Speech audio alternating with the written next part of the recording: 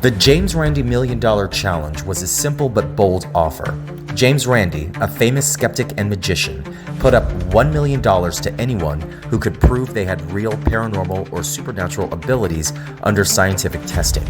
This meant people claiming psychic powers, mind reading, or even telekinesis could come forward and try to show their abilities were real. But the challenge wasn't just about money. It was a way to see if these extraordinary claims could hold up when tested carefully. Over the years, many tried, but no one won the prize. So what did this challenge really prove? And what does it mean for our understanding of parapsychology?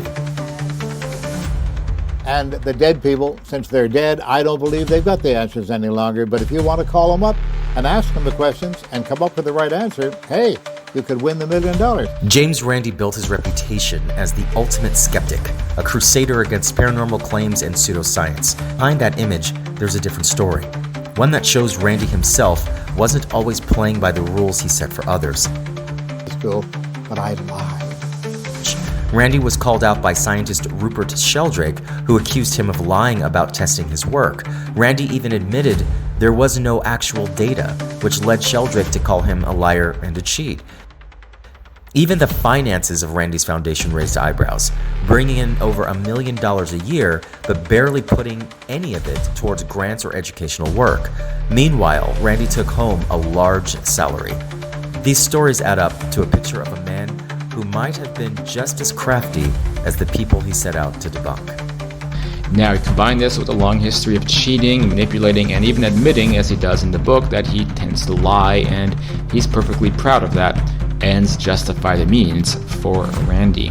Randi is a liar. He is the man of very doubtful character indeed, a rude, aggressive, dogmatic skeptic, capital S, who knows nothing about science. He's taken seriously by people like Dawkins. They worship him because they see themselves as engaged in a war against unreason and religion.